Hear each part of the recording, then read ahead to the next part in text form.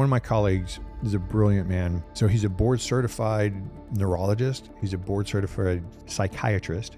He's a psychologist, and he went and lived in the Amazon for 6 years with a shaman. If your brain's not working, this is the guy to talk to, right? And he told me the most powerful thing probably I've ever heard from anybody. He said, if you take all of neurology, all of psychiatry, and all of psychology, and you take every tool they have and combine them, it's not 1/10 of what you can get from one weekend with psychedelics. Wow. And I was like, I've seen that. I wouldn't have said that. I'm not qualified to say that, but he said that. And he's a very, he's not a hyperbolic guy. I've had a couple guys go, and it's helped them immensely. You're listening to The Hot Wash by Born Primitive Tactical. I'm Bruno Fallon.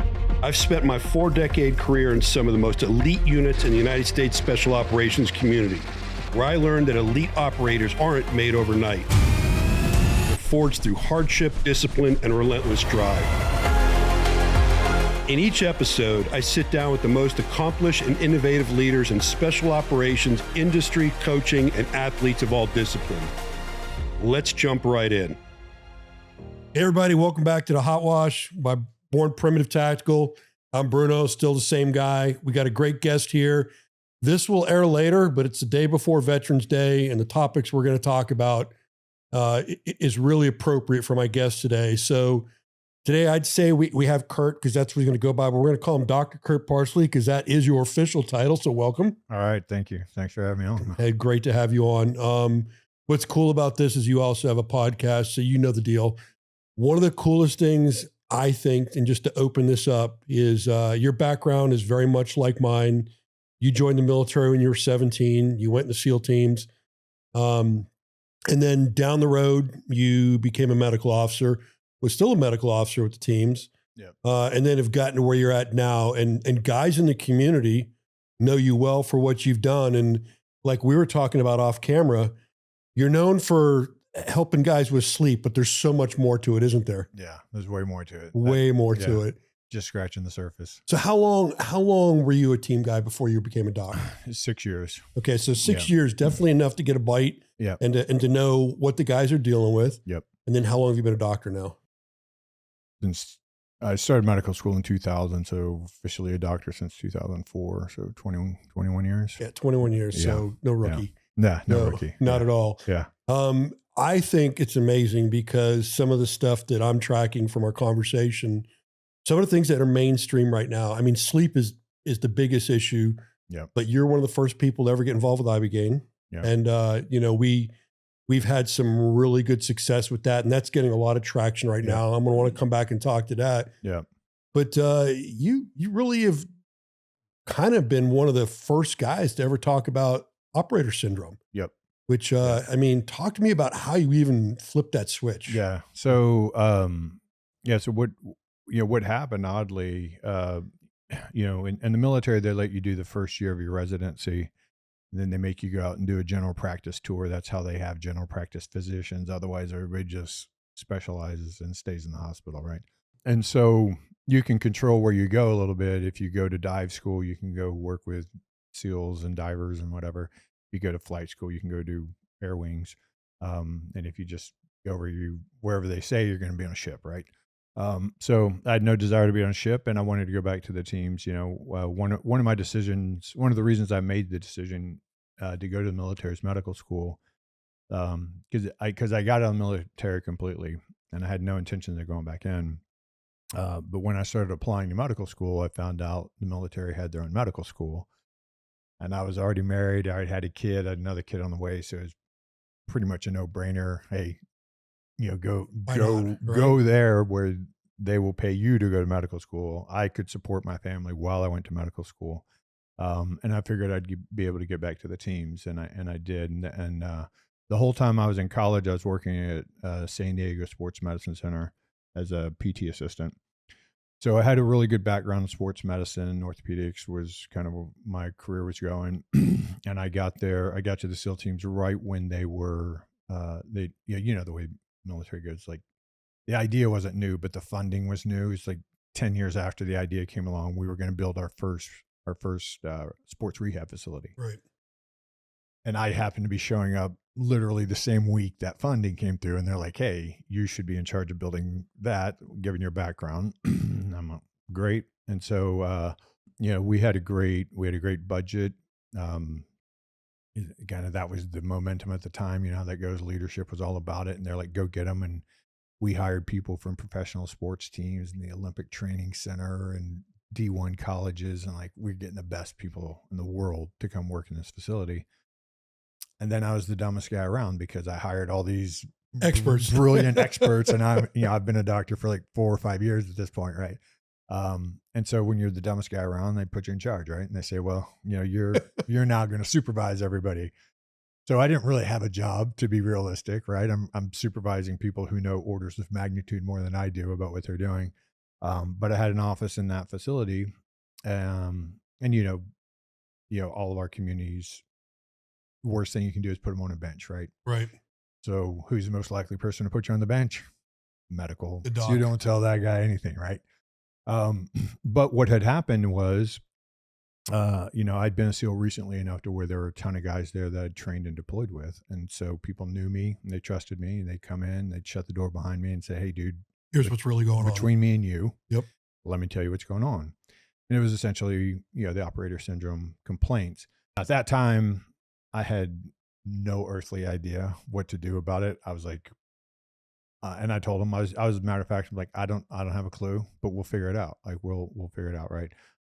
So I went to a Western medical school, which trained you to recognize and treat diseases.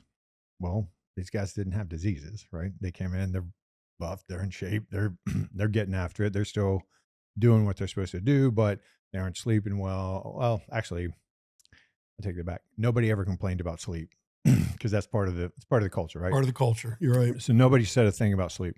But they came in mood, memory, cognition, concentration, snappy with their wives, snappy with their kids, blah, blah, blah. Body comp shifts. I'm working with the nutritionist, I'm working with the trainer, I'm getting fatter, I'm getting slower, I'm getting weaker. And then be like, maybe I'm just getting old, doc. And I'd be like, yeah, dude, you're 32. It's over, right? It's like might as well start digging the grave, right? And it didn't fit, right? The guy I'm talking to. So the first thing I did is I said, like I said, I was honest. I said, I have no idea, but we'll figure it out. So the first thing I did is I literally sent them to the hospital to get every blood metric that I knew how to interpret. And that turned out to be 98 labs, 98 serum markers. And they went and got these 98 serum markers, and they came back, and I looked at them, and it looked like metabolic syndrome. It looked like a 55-year-old dude who was 30 pounds overweight and pre-diabetic. But, I'm looking at a 28 to 36-year-old jacked in shape guy. That doesn't make any sense.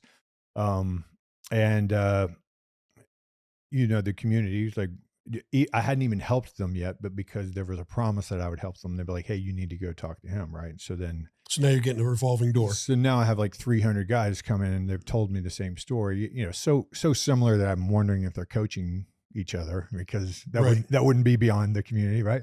I mean, I could have told them the story. After 20 guys came in, I could have said, "Here's what you're going to tell me." Yeah. And it was all the same. And then one thing that I would do after, because they're SEALs and they're not going to tell me everything, and they're not going to remember everything, is I would go to the computer system. I'd pull up their med list, and then I put it in their shadow folder. And I told them, I said, "I'm going to keep all this out of your medical record. I'm going to give it to you when I'm done. You're supposed to put it in your medical record. Deal?" And they're like, "Cool." And so I had shadow files, and one guy said something about taking Ambien. And I remember this light bulb going off in my head and going, "Man, seems like a lot of guys I've looked up are on Ambien." And so I make a note in the chart. When he leaves, I look, and every single guy who's been in my office is on Ambien. He's been on Ambien. Every single one of them. And I was like, I wonder. Now, again, I went to a Western medical school. I didn't have a single class on sleep. I didn't know anything about sleep. I didn't know anything the SEALs didn't know about sleep, but I knew the community didn't really care about sleep. And they're like, "Yeah, whatever. I'm sleeping 4 hours. I'm taking this drug. I'm sleeping 4 hours. That's enough." Right. And so I started digging through literature. I had to learn a lot about sleep. I knew what Ambien was, and meaning that in medical school took a pharmacology class, and they said this is a GABA analog, which means that it works like GABA. Hell, if I knew what GABA had to do with sleep, but okay, it's a GABA analog. That's where I started, and I started researching sleep. Well, one of the things that came back on their labs, like I said, they look like metabolic syndrome. So all their anabolic hormones are low, all their catabolic hormones are high, inflammation's high, oxidation's high, insulin sensitivity is terrible, right? And I'm okay. So I start reading and learning about sleep, and the benefit that I had is SEALs had kind of already had their celebrity status. It was 2009, Right. and so they'd already done some stuff, and so I could call anybody and be like, "Hey, man, I watched your TED talk, heard your lecture, read your book. Could I consult with you?" Every single person said yes. So I got to learn a lot really quick. Um, and I start learning a lot about sleep, and I figure out, well, every hormone in your body is regulated while you're asleep, and all their hormones are off, and they're all taking sleep drugs. I wonder what that does. And then I start digging into the literature. Now, not the published literature, not the literature that they give, but when pharmaceutical industry gets sued, they have to show all the literature. So they had all been sued. All the Z drugs had been sued. And so then you could go back and you look through, all right, what does this really do? What are the side effects that they weren't claiming? And so then I figured out, well, it's disrupting, the phases of sleep, and we can talk about what goes on in different phases. But the first half of the night, that's where 98% of all your testosterone is made, and 100% of all your growth hormones made, and right, like all of your hormones are being reset. Your appetite regulation, the neurohormones that are appetite regulating, your leptin sensitivity, ghrelin sensitivity, so how much body fat you're holding on, all of that's regulated at the beginning of the night of sleep. Well, all their hormones are off. That was something, right? Second half of the night, mainly REM sleep. That's when your brain is being recharged, cleaned out, reset. And that's when you're rehearsing everything that you've learned during the day and figuring out, do you need to hold on to that, or don't you need to hold on to that, and getting rid of it or making it a more durable memory.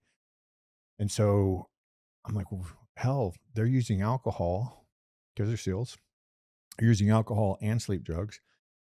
Ambien decreases REM sleep by 80%, decreases deep sleep by 20%. Alcohol decreases deep sleep by 80% and REM sleep by 20%. So it's the perfect cocktail. So every sleep study, every single sleep study I did on every SEAL, 99.9% stage 2 sleep. So no REM, no deep. And I thought, well, that's got to be a problem. So I didn't know that it would solve it, but seemed like the first step. So with the help of the SEALs, I went to like very standard medical database, PubMed kind of, Cochrane database, traditional stuff. What supplements help with sleep and why? And I came up with a list of supplements. And then I told the guys, hey, go out to the stores, local supplement stores, and buy these things, and we'll figure out how much of every. And so over the course of about 6 months, we figured out a good combination of supplements to help guys sleep. And then once I had all the dosages and the right brands and where to buy it, the right stores in town to buy it, I just gave people a handout, and I said, let's get everybody off of Ambien. So we get everybody off of Ambien, and lo and behold, testosterone triples. Free testosterone triples, quadruples, IGF-1 crazy triples. I'm like, well, that's surprising, right? HSCRP goes from something crazy, like that's a inflammation marker, should be less than 1. I'd half the guys come in my office with 30 to 50, right? Right. Looks like somebody who's dying or just got out of surgery or something. All of that goes down to unmeasurable. Oxidation goes down to unmeasurable, and they start getting performance gains. I had 42-year-old COs and XOs of the teams coming over to see me, and these guys are like, I'm hitting PRs, like not PRs for my 40s, but like PRs for my life, right? And I'm 42 years old, because we beat ourselves down early and we never let up. No, and you're right. There's something. I had Pat McNamara on here, and we're both 60, and we're both human performance guys. Yep. And the biggest thing that nobody accounts for, especially in our career field, is mileage. Everybody counts for age. The mileage is intense. But anyhow, I'm sorry. Go ahead. Yeah, I tell everybody that. I actually use that exact same phrase, man. I'm like, it's not the year model, baby. It's the mileage, That's right?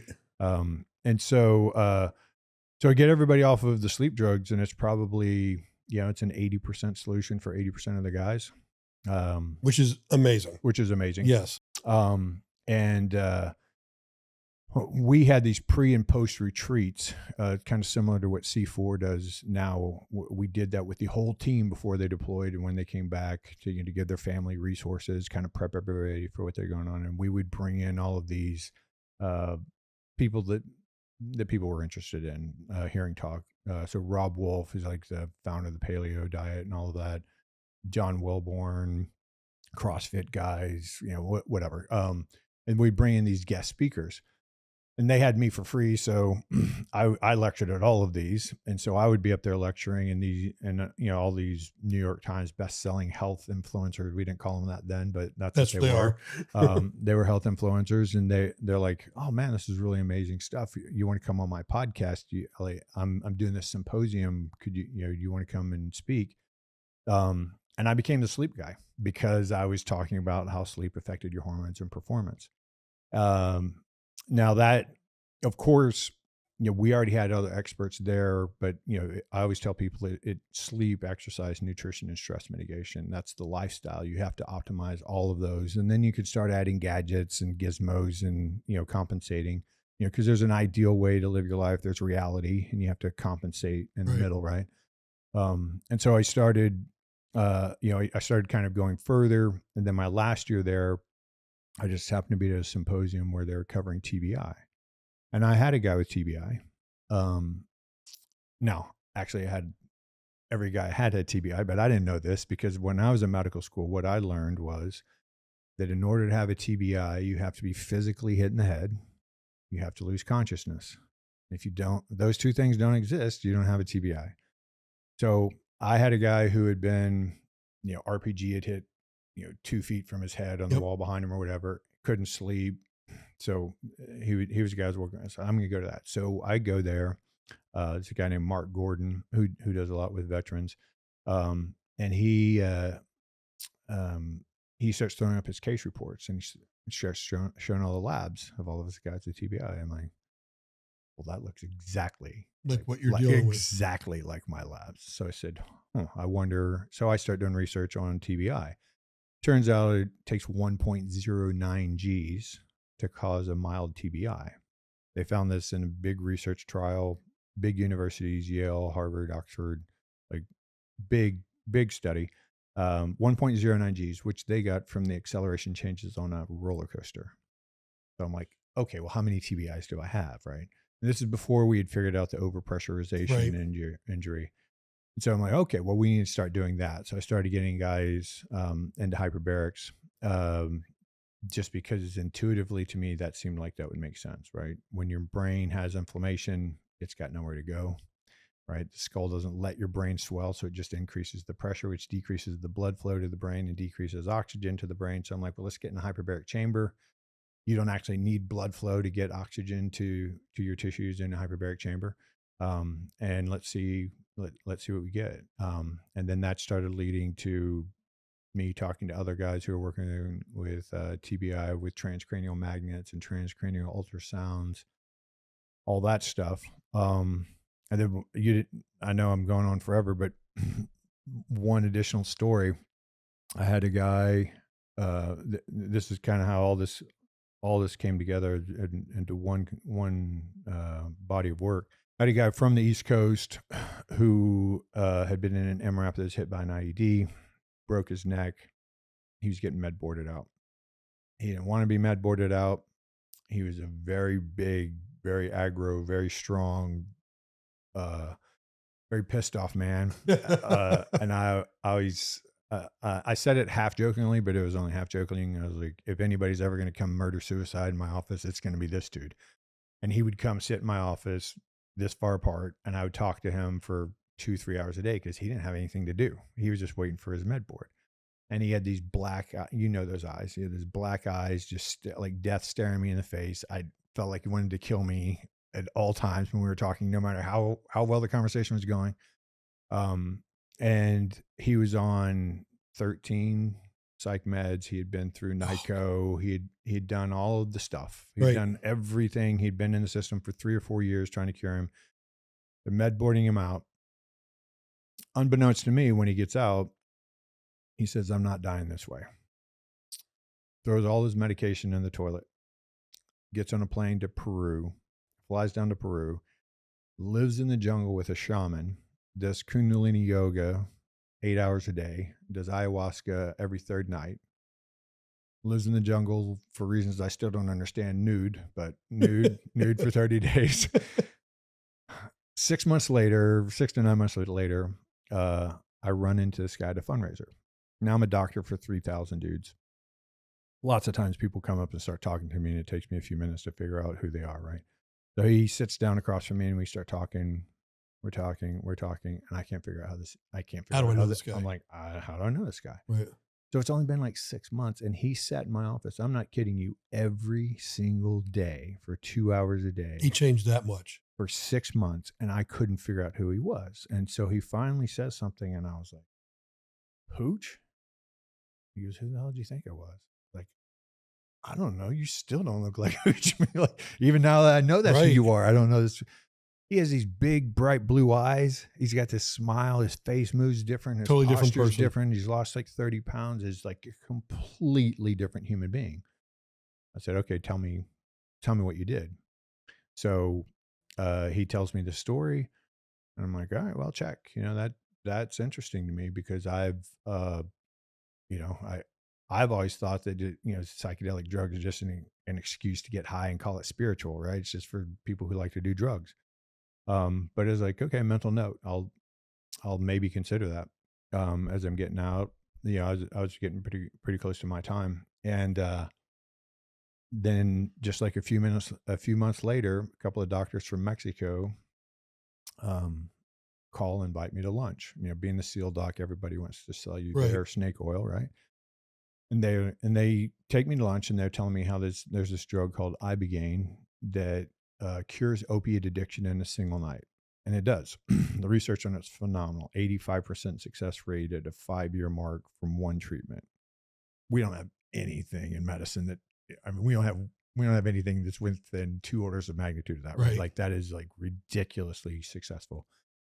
But unfortunately, I didn't have a big opiate addiction thing. I had one guy who was kind of strung on a trazodone that we had already, but that's it. Like, I didn't really have any problems. And at the end of the lunch, they said, "Well, there's also some research that shows that it might help with PTSD." I'm like, "Oh, now I'm interested." So we talk a little bit longer. And this is the last bit of the story. I'll shut up. My best friend from SEAL training, my best friend in the SEAL team, well, I guess my best friend in the world, very similar to the guy who had come and sat in my office. He had done his time. He didn't get med boarded out, but he did. Right out here at Dev Group, he did 17 years or something. 23 combat deployments, 26 combat deployments, something like that. Ton of injuries, ton of head injuries, and his wife calls me and says, "Hey, he's suicidal. He's kicked us out of the house.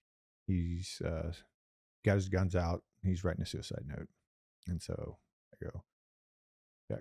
So I go over there, knock on the door. He's like, "I'm not letting you in," and I'm arguing through the door. He's like, "I'm going to shoot you through the door." I'm like, "Oh God, here it goes."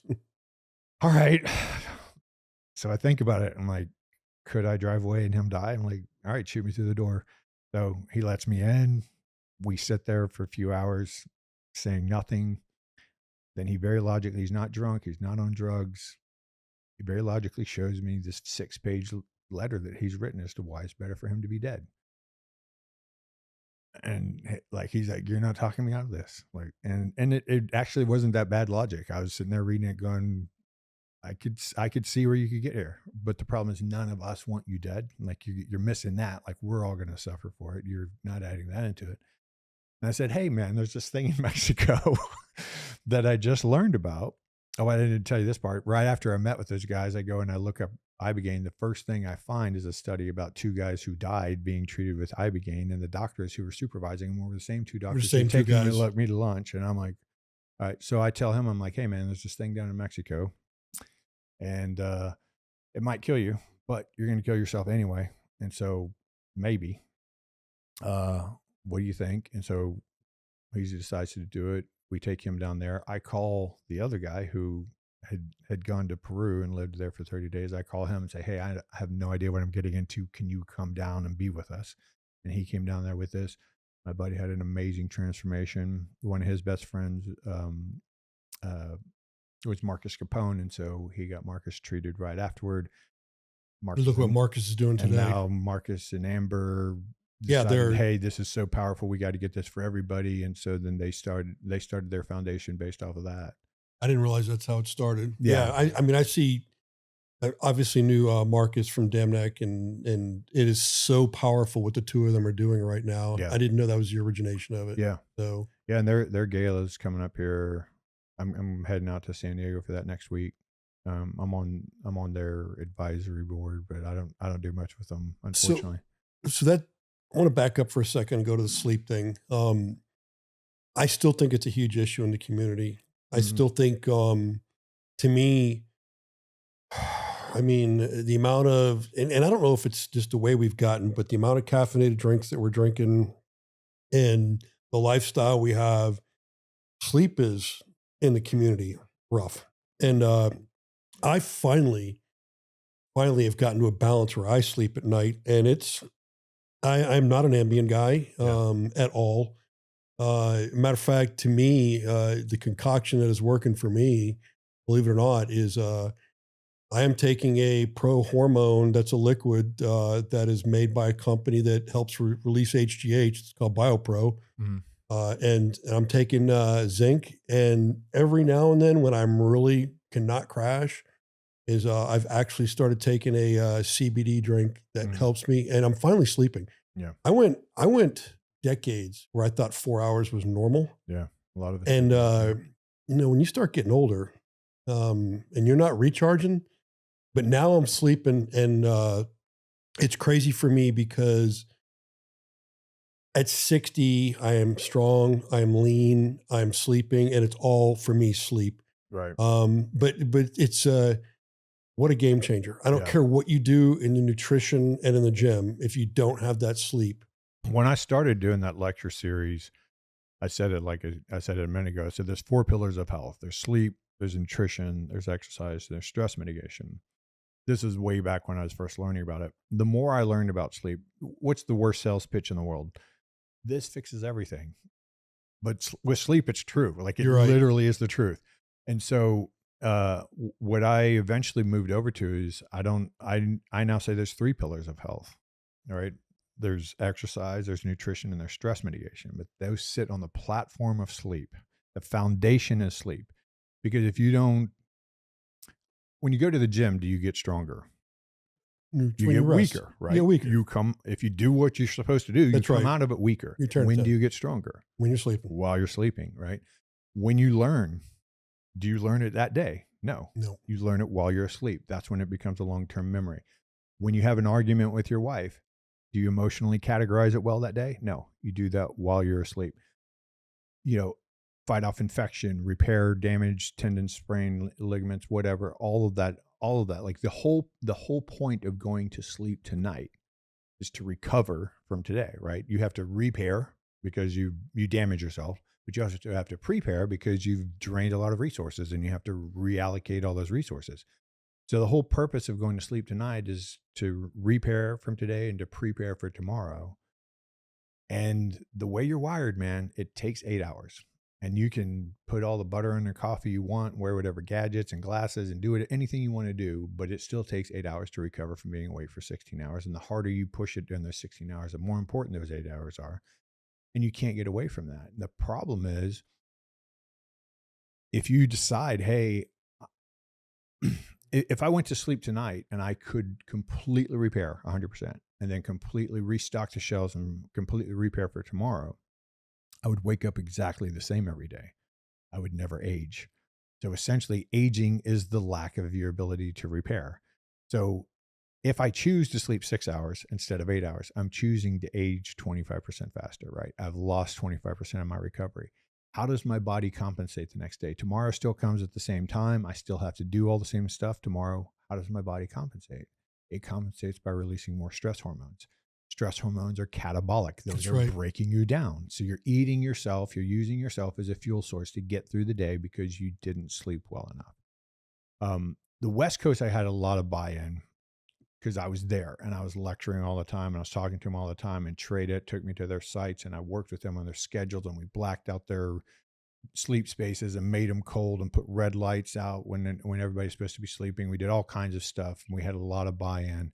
And in fact, like 3 or 4 years ago, I did a consult on Red was out in Texas working with a buddy of mine, and I did a consult on their whole group. They had about 20 dudes there, and I'd ask them all sleep questions, and every single one of them, they knew the right answers. Right? They at least knew what was going on with sleep. It's. I think people but have they discovered weren't it. doing it as well. No, They you're weren't right. doing it as well as the West Coast. And the problem is, like everything in the military, the leadership's momentum. So when I was in, everybody was about, this tactical athlete program, we were calling it in those days, and it was like, yeah, we're gonna maintain the warrior, we're gonna maintain the force, we're gonna keep people stronger and healthier. The next guy comes in and is like, man, I need bullets, I don't care about all that, I need this or that, whatever. And so the money ebbs and flows, and so sometimes what I've done has been impactful, sometimes it hasn't been, sometimes it's not. I think the guys seek it out, though. The one thing I can tell you, the at least over at Denmick, the human performance facility and professionals they had there, they were helping guys greatly. Yep. And what Ollie's doing out there for Virginia High Performance and what he's doing there, that to Awesome. me, That's awesome. Yeah. and that was, and I've told Ollie this 100 times. That's the first time I have ever really been told sleep's your issue. And I was retired already. Yeah. And I was wondering why I am training so hard and eating right, and I'm going backwards. Yeah. And once we started fixing my sleep, I was like, I actually can throttle off a little bit of the training, Right. and I'm still stronger. Right. But you're 100% right. It was the Yep. sleep. Yep. You're recovering, and all your hormones are recovering. Like, you can measure it, and insulin sensitivity in certain tissues decreases 30% in a single night of short sleep. Just you miss 2 hours of sleep, 30% less insulin sensitivity. Well, I mean, that's the fuel for building, right? That's the fuel for rebuilding. Testosterone will be 20 to 30% lower, growth hormone will be 20 to 30%, everything, DHEA, and like the entire androgen pathway, all of that's going to be a little bit lower. And just not to interrupt you, but it's funny because we had, there was a cult there of the operator syndrome where we had guys going at testosterone and they were in their early 30s, and I couldn't understand it. Yeah. And I was like, but I always used to be the guy that said, hey, look, man, why don't you slow down on the drinking and start sleeping and get your T measured then? Right. Let's fix those two and eat a little bit better too, by the way. Well, let's fix those things and look at your T objectively versus the lifestyle, because the lifestyle over there is you work hard, play hard, Right. and you don't rebound. Right. So yeah, and I was calling it the SEAL syndrome because I lack imagination and I was only working with SEALs, right? And so I was like, I was calling it the SEAL syndrome. Bureau of Medicine, Navy medicine, none of them liked what I was doing. I was under constant, I destroyed my career. I couldn't even go back to residency when it was over. But I was like, I don't care. I'm going to treat the guys over. I'd much rather treat the guys than do some. You're not the only one to come on here. Chris Fry, he experienced the exact same thing with the VA. Yeah. He basically destroyed his career, and was the same thing happened to him. So, but what it did do is I was under so many damn investigations, and it was so public knowledge in San Diego. There's this crazy doctor over there at the SEAL team doing all this wacky stuff. That 4 researchers from NHRC came over, Naval Health and Research Center in Point Loma, came over to my office and said, hey man, we've kind of heard about what's going on. Why don't you tell us what you're finding, what you're seeing? And so I sat there for 6 hours on a whiteboard and started showing them patient data and showing them what I thought was happening. They built a ton of research. I think they built about 15 or 16 research projects out of that. And as far as I know, every single thing I said ended up being validated. I'm still really good. I'm friends with Chris Free. I'm friends with Karen Kelly, who was also in the operator syndrome you know, because it turned out to be obviously bigger than the SEAL team, so it doesn't make any sense to call it a SEAL syndrome, Right. right? You know, then I've worked with law enforcement and DOJ and all of that stuff and first responders, and they all have the same issues, right? They're all doing the same stuff to themselves, tearing themselves apart. Um, and you know, when I got out, like I said, I kind of left this vacuum, and the guys were like, "Well, what are we gonna do now?" I was like, I guess, you know, you just keep calling me and Right. I'll figure out a way to treat you." And so, I just kept doing what I was doing with the guys, and I was facilitating getting them treatment, and they had to pay for all their own meds or supplements or whatever. And then they harangued me into making the sleep supplement into a product because they're like, "Hey man, we have to go over here and buy this bottle and this, you know, 90 capsule bottle, and this is in liquid and this is a powder, and we can't travel with this crap. Like, make us a product." And so that was the whole reason that sleep remedy came about, is I made it for the team guys. I put it in a foil patch so they could put a handful of it in their cargo pocket and have a week's worth, and you know, it'd be indestructible. I said, I'm gonna get that off the ground. I left my brick and mortar to do that, and I said, I'll just do private consulting, uh, and then I'll get this thing off the ground. I'll get a contract with SOCOM or whatever, and then I'll, you know, hand that company over and go back to brick and mortar. That was 11 years ago. I'm still running that company.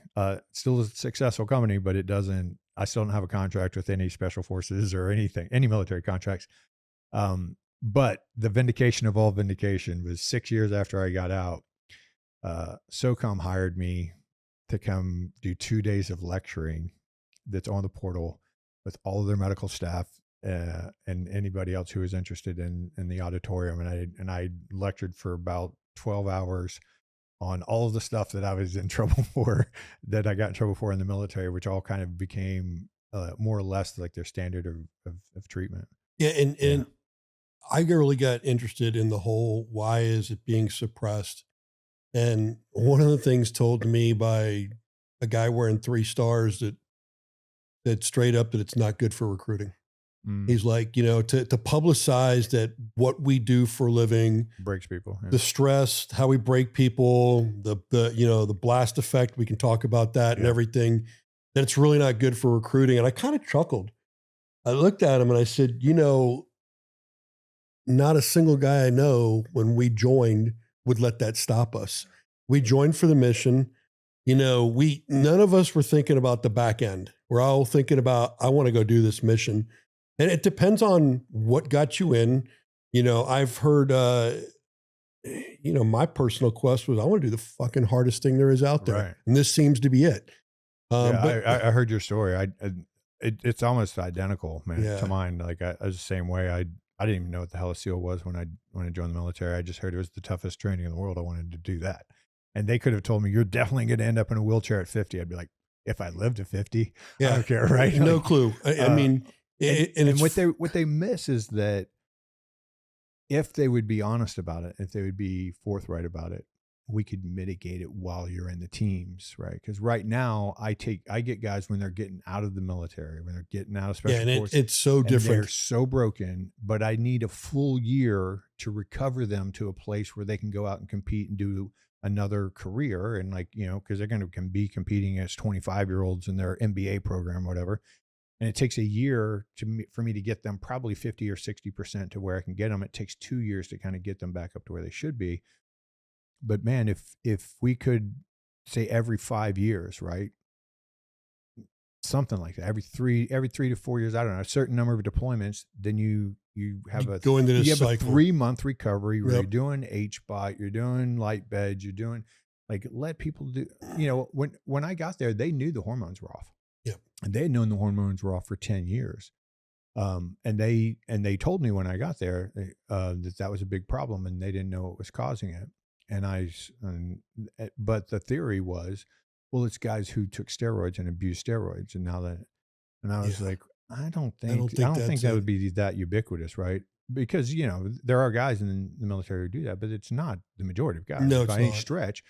And the guys coming in my office, I knew a lot of those guys, and you definitely know the guys who do it. And I was like, I know for a fact this guy is not one of the guys who did it. And each guy, and there's lots of guys. And the other thing is they're smart enough to do post-cycle recovery anyway, if they were going to do it. And so that, a 32-year-old guy, 36-year-old guy who did that in their 20s shouldn't be having that problem. That doesn't make any sense. That's plenty of time to recover. Yeah.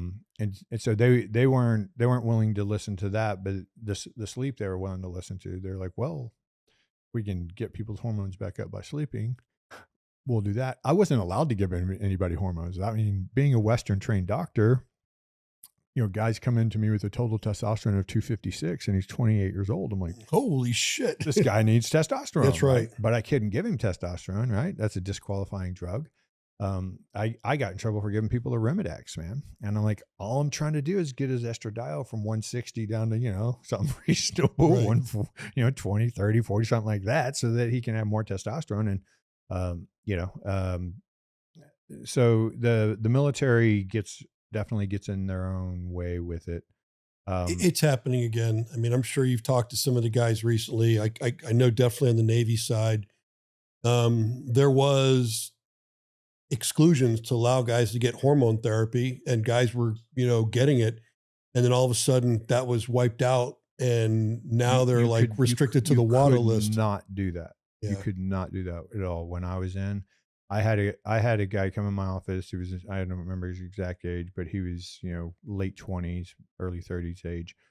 And he had a total testosterone of 240, and that's even in that, right, in that reference range from Framingham, which we were using back then. The normal was 250 to 1100. So I sent him to endocrinology. I'm like, hey, this is a no-brainer. He's clinically low. Right. Even actually by your conservative disease-based model, he has a disease. And they said, well, he took this test at 9:30 and it really needs to be done by 9. So redo his test, and he came back at 251. And they were like, good to go. You're kidding. Yeah. I'm like, all right. Well, yeah, right. So I'm like, we're on our own. I will say culturally what's changed in the community though. I came in 81, and I will tell you that we avoided going to see docs at all costs. Yeah. Matter of fact, when I left Rangers and Special Forces and went to go fly, I made about 3/4 of my medical records disappear so I wouldn't get, disqualified for flying. Right. Which ended up hurting me when I go to retire, because then I had to, you're trying to get your VA disability, right? But it let me do my objective. But, yeah. You do 30 years, you still get beat up enough, you have enough. But I see guys now that are more willing to come forward because they see, and they're hearing guys like you, other people out there talking. So at least that's a good move, because I don't think leaders are suppressing it anymore. Yeah, it's definitely been destigmatized, and at least now people have looked at it and said, especially with overpressurization, blast injuries, now people are like, well, here's a mechanism, right? Like here's something beyond my control. It's part of my job, right? We keep getting better and better equipment to protect the shell of the guy, and better vehicles and all this, but hey, we're still the soft little marshmallow inside of it, right? And it's like, okay, well, great. The equipment didn't pierce the equipment, but we're still injured, right? And it allows us to put on more miles, longer and harder miles. But at least now people go, hey, that overpressurization injury, we know that damages the brain. We know that damages hormone production. We know that damages cognition, and we know that damages memory and mental focus and emotion and all of that other stuff. So at least they're willing to say, hey, I came by this honestly, right? Right. So like I said, 1.09 G's to cause a mild TBI. Which isn't much. That's nothing. It really That's isn't nothing. much. Like cars do that. You can do that in a car, right? But that's a super mild, right? They did that with a DTI, which they could see a single neuronal tract break. So you wouldn't even notice that. But in this room, every round out of an M4 is 35 Gs. And you got 4 guys in the room, and you do that how many thousands of times, right? A Carl Gustav is 200 Gs. The guy shooting a 300 for the spotter. I mean, right. It's like you have a lifetime worth of brain injury right there. That's right. And we were And then, we were just talking about this, suppressors up until one company, Huxworth, that just came out with a flow through. If you're shooting a suppressed weapon, all the gas and everything's pushed back at you. Yeah. And it's Now you're just, getting all the metal you're getting all the metal. Yeah. And for us older guys, I can remember when we first started shooting the 50s and they put something on it, they were telling everybody to open their mouth because they wanted you to fucking absorb the pressure so that you could still see through the optic. So here we are having everything coming back at us, and what are we doing? So, I mean, it's just crazy. Yeah, but what we're learning, right? Yeah, when I worked with when I worked with Red Squadron, I did a bunch of labs on there. Every single one of those guys had heavy metal toxicity. Yeah, and every single one of them. That's it. That's another running joke. Is I think that was whatever year that was discovered. I walked in the head one day, and I'm like, why the fuck do we have this lead-free soap here all of a sudden? Yeah. All of a sudden it became a thing, right? It's just like EarPro. I mean, we went, it's probably late 80s, early 90s before I saw anything other than a foamy. Yeah. I tell guys, I'm like, we didn't always have pelters, and we didn't always have. I never experienced them. I only had the foamy. What year did you go in? I went 81. I went in. Okay. So, I mean, when I went through the SF weapons school, we're shooting 106 recoilless, 120 millimeter mortars, Carl G. You name it with foamies. Right. Well, we used to always patrol. During land warfare, you have to be able to hear the calls. We always did that without our EarPro because you couldn't hear the calls otherwise, right? And so it's like, I mean, tinnitus is just like that's a guarantee. I mean, it is guaranteed. I've been, and if you ever come across anybody that has the super study, I've been to 3 studies where they've kicked me out because they said mine's too severe. I think it's from 15 years of doing the operating thing and then flying the MH-47 on top of that. It bangs. Matter of fact, I did the magnet therapy, and that was for TBI. Yeah, it made it worse. It actually dialed up the tinnitus so bad. I'm like, I can't do this anymore. Doesn't surprise me.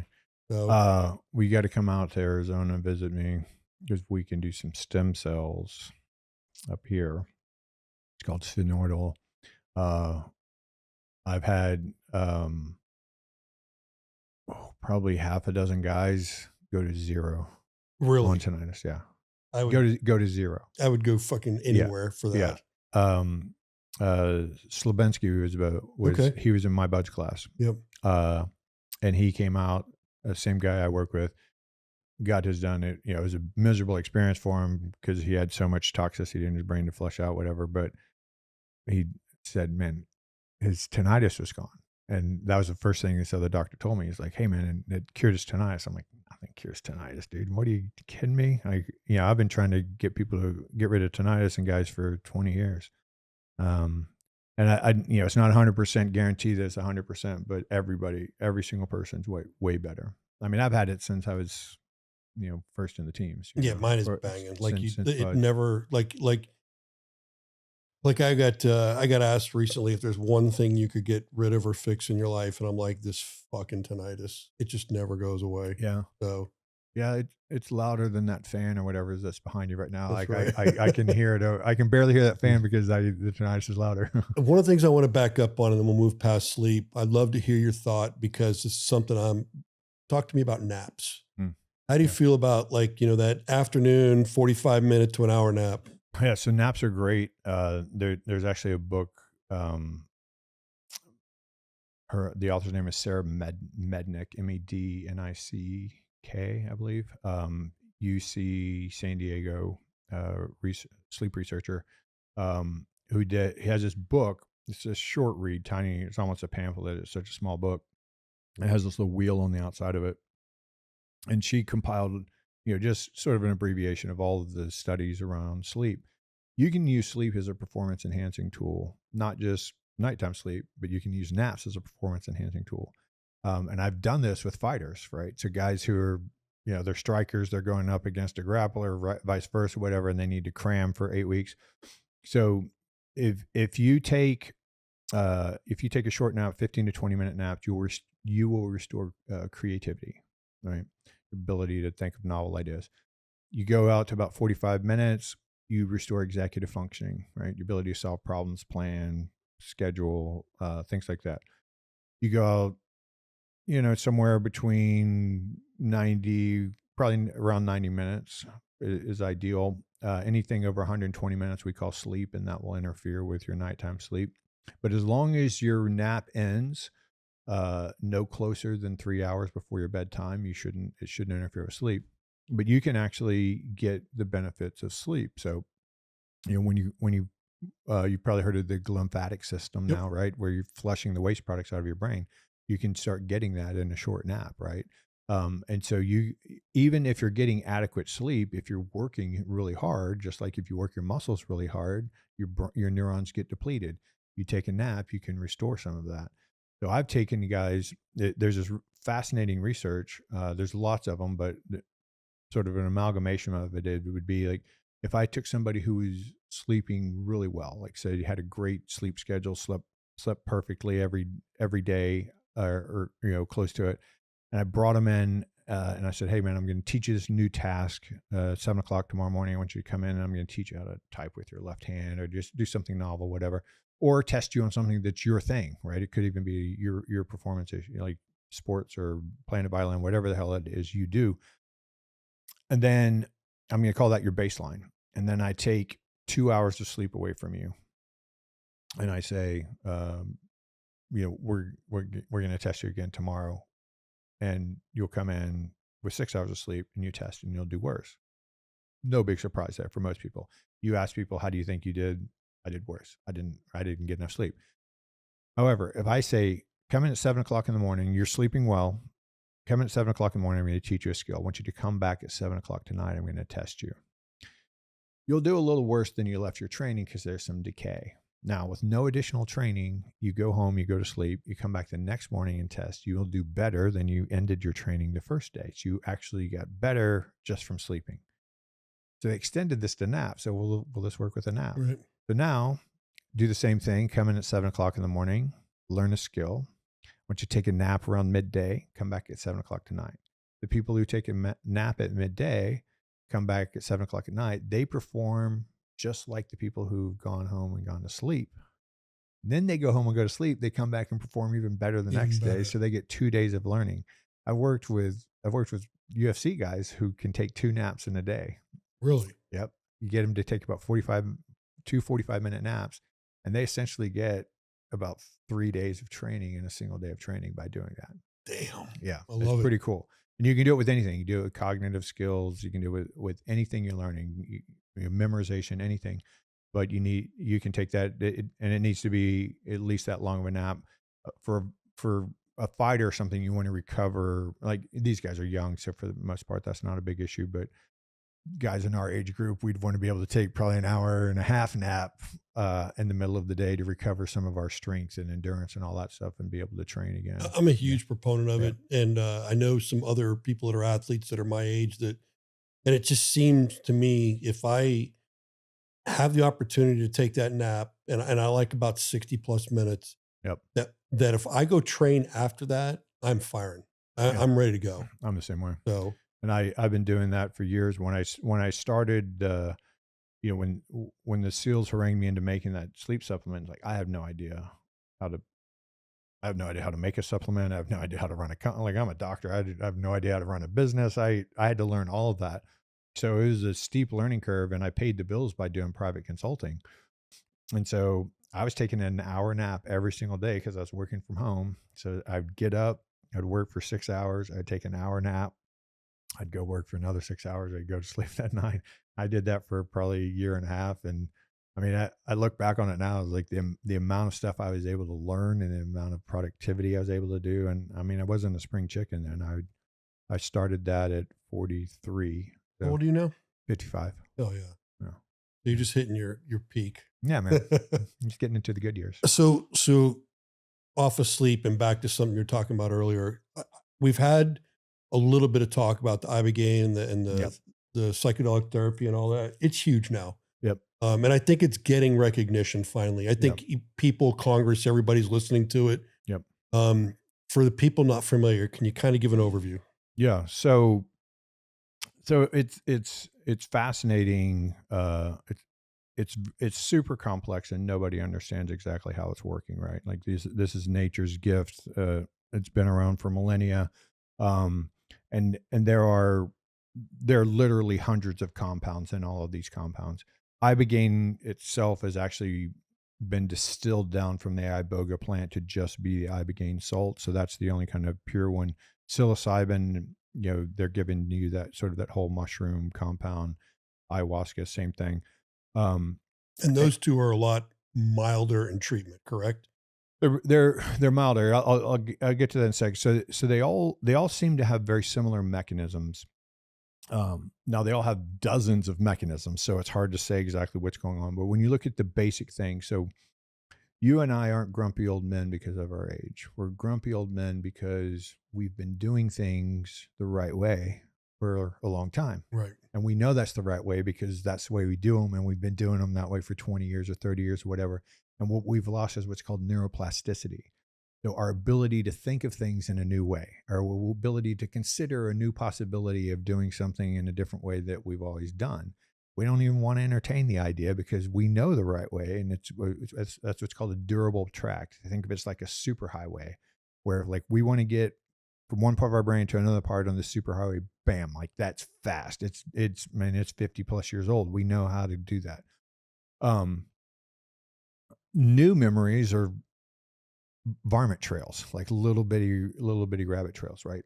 But a great metaphor I've heard is think of it like a wagon, like old time wagons, right? Running the same road over and over again. How easy is it to get that wagon off of that trail once you've got those ruts in there like this deep? It's like, nope, this is the trail you're taking. So we lose neuroplasticity.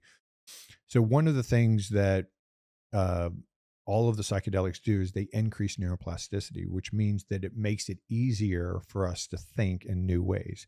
So they all increase stem cells in the brain. They all increase growth factors in the brain. So it allows us to form new neurons and form new connections. And you've probably heard of the amygdala in the brain, right? That's the alarm center. That's what makes us look every direction, every room we enter, look at everybody's hands, look at like all that. That's our alarm center. It's telling us what do you need to pay attention to.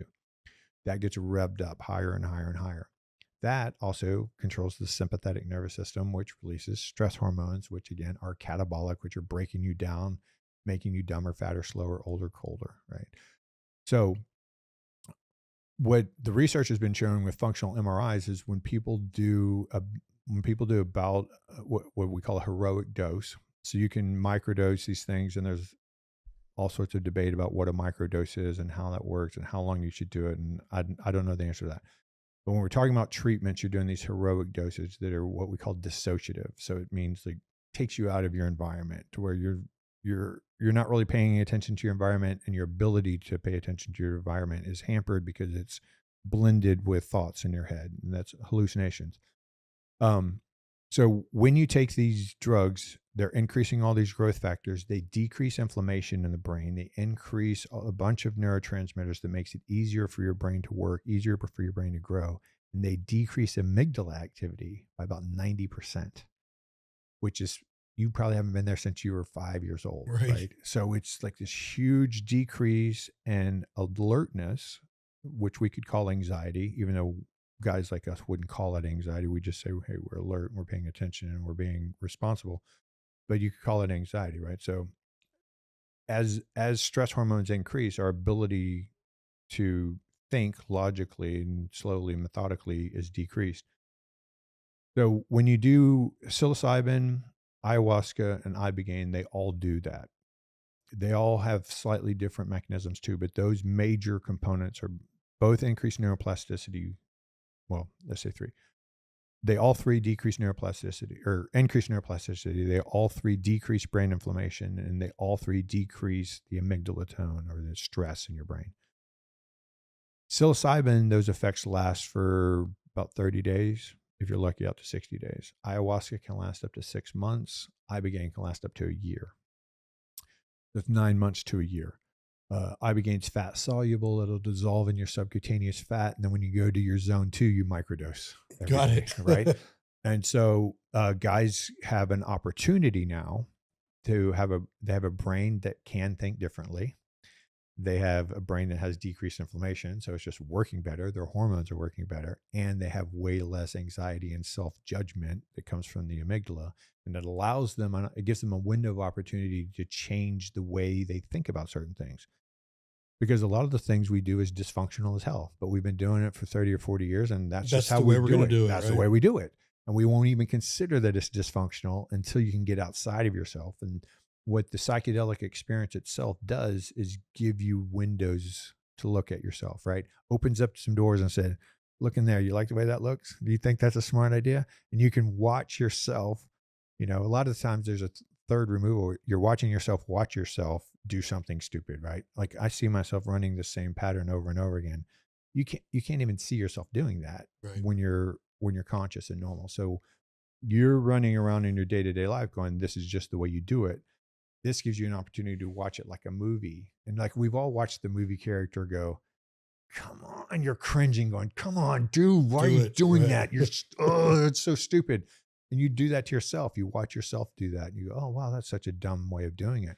And now if you come out and you spend some time like working with a facilitator and somebody who can help you rethink, work with a counselor, somebody who can help you rethink the way you approach problems, rethink the way it's sort of cognitive behavioral therapy, like reframing the way you think about things, and allows you to make some big changes in yourself. So, But if you don't do anything right Right. afterwards, you just go right back. As soon Right as it back. wears off, you go right back to where you were because you didn't make any changes. from the folks I know that have gone, they have all had what I like to call out of body experiences. Mm-hmm. It's they all come back a very different person. Yep. Usually come back smiling. Yep. And some guys I know have also had their wife go get treated. Yep. And it offsets it. Yep. They really do well. Yep. Why the stigma? Why can't we do it here in the States? When's it coming? I know that's what Marcus Capone and those guys are fighting for. Yeah. Well, the state of Texas just funded $100 million initiative to study it in Texas. Okay. Obviously, Vets is doing it out of the country. I'm with another nonprofit, and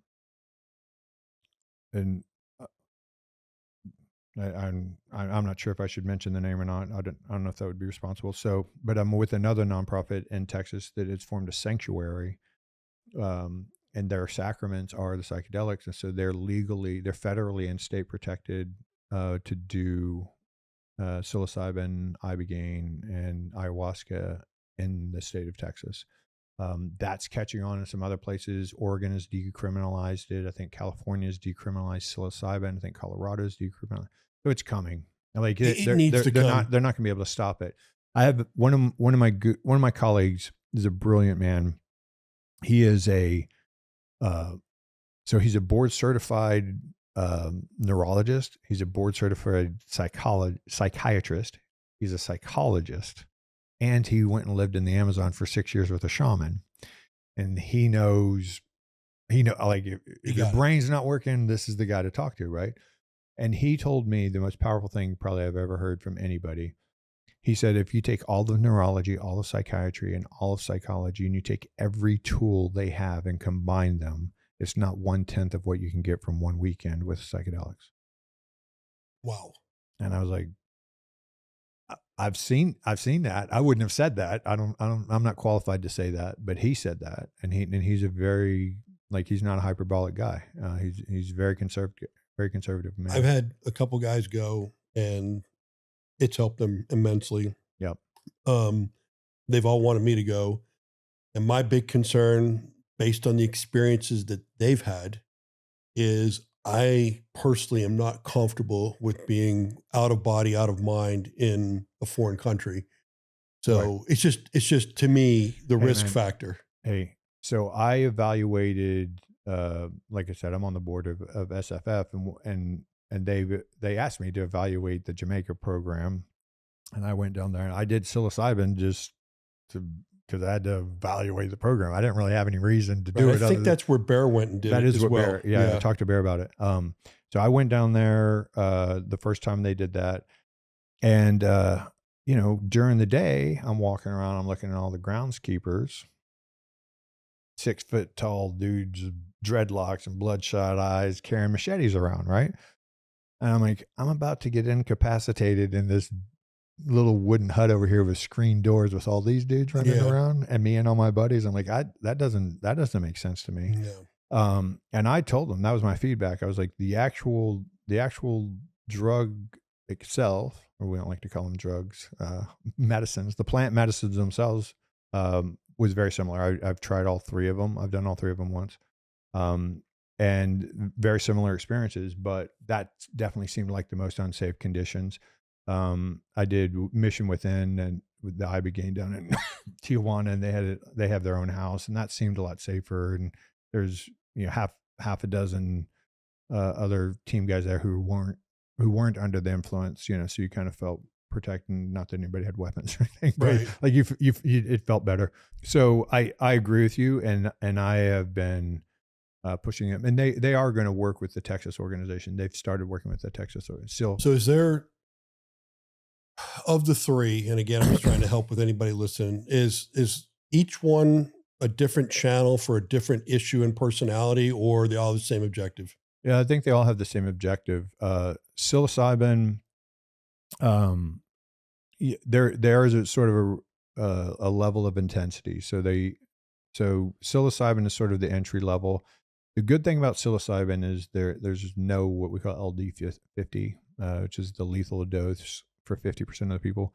You can essentially eat your body weight in mushrooms and nothing's going to happen other than you're just going to trip for a really, really, really long time. So it's a very safe drug. It doesn't seem to interact with any other drugs that people are doing. A lot of times people don't want to be honest about whatever medications they're on. So I think psilocybin is a good enough first experience. It's short enough, and there's actually some things that you can do to kind of pull people out of a psilocybin experience. Ayahuasca, no luck. Like once you're there, you're there. Ibogaine for sure. Like just as soon as you swallow that pill, baby, strap in. There's no getting out of that whatsoever. And so uh, I would say, if it's not a crisis, the only team guys I ever send to do ibogaine are guys that I know are just, their toes are They're dangling crashing. over the edge. Like they're suicidal. Like they're about to be dead in a week or month or two if something's not done. So those guys, like, let's just do the hardest hitting thing they can possibly do. And of course, their team guys just like they want to do the hardest one. Like, they call ayahuasca the mother and ibogaine's the father. Like the Gotcha. father's teaching you the harsher lesson. No, we had a guy here, a former team guy, do the ibogaine recently, Yeah. and his description of it was, "Got it. I'm not doing that in Mexico." Yeah. Yeah. So Yeah. Well, and that's the other thing, there was this stigma around it, much like I thought that it was just, it's a bunch of hippies getting high, calling it a spiritual experience, but they're just taking drugs, right? Go do psychedelics once and you realize, okay, that's not that's not something you're just going to go do for fun, because there's nothing fun about it. It's a miserable experience while you're doing it. But you come out of it with some good lessons, man. You come out of it with a highly functioning brain. I remember the morning after ibogaine, and I got underdosed in ibogaine, so I can't speak really well about that experience. But man, I got up the next day and nothing on my body hurt, like nothing. really, Like I did not hurt anywhere. I felt like a 7-year-old kid. I was like, I could bounce around. I was like, man, it was such this great anti-inflammatory. You see the sclera, the white part of people's eyes, they just seem to glow because everybody's got this super low. You're kind of walking around like a baby giraffe because it messes with your coordination a little bit the next day. But man, that is a super, super powerful drug. And I've seen just some amazing results with that. And like I said, the one guy I was telling you about who came to my office all the time, nothing Western medicine had was going to save his life. My friend that I took down there, I told you he'd been through the same thing. So he had been through Western medicine. He was on all the medications. He was on, you know, 12 different medications, uppers for this, downers for that, antipsychotics, antidepressants, everything, just a complete cocktail. He was on all big kinds of pharma crap. cocktail. Yeah. To the point where it's like you're just taking pills to cover the side effects of all the other pills they've given you, right? Well, I tell you, at least in the military culture, The easy answer is opioids. And it's just Yeah. like, here, take these. And I cannot tell you how many, special operators they've tried to turn into junkies by doing, fucking tramadol for the back, this, that, Yeah. the other. And then you realize you got to say at some point in time, like, let's find out without this stuff if the pain is still there. Right. But no, That's what killed my older brother. He's an army guy, and um, the VA sent him 90 oxycodone every month in the mail. 90. 90. Yeah. Oh, He died at around 52, 53 years old. That's horrible. Like that. Yeah. And Yeah. the sad part is he didn't know. He was No. doing what he's told. Yeah. Like, okay, I guess I'm taking these. Yeah. So He like shattered his ankle on a jump. He was an insurance adjuster, walked around on people's roofs, all the time. His ankle's always killing him. Take a pill, take a pill, take a pill. Next thing you know, he can't do anything without taking the pills. Then add some alcohol on top of that, man, they're just a different person. oh yeah. And decision-making capabilities are all gone. It's a mess. So let me ask you, we've talked sleep, we've talked plant medicine. Yeah. What else are you into? Man, What else is the big one out there? And our audience that listens to this is a large law enforcement, first responder, military culture, but everybody likes the human performance side. Yeah.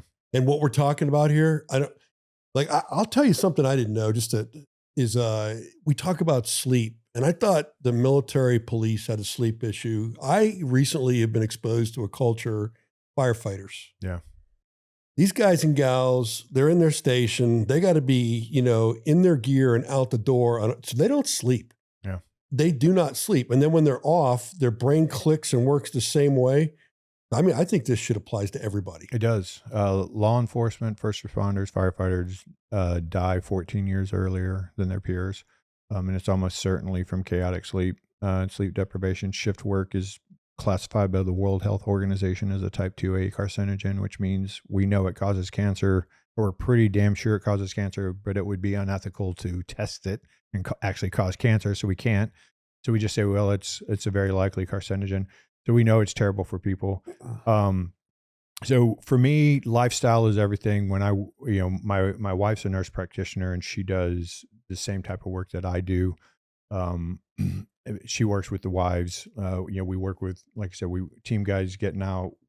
We spend a year working with them, helping them recover. She works with their wives. Lifestyle is 90% of it, 95% of it.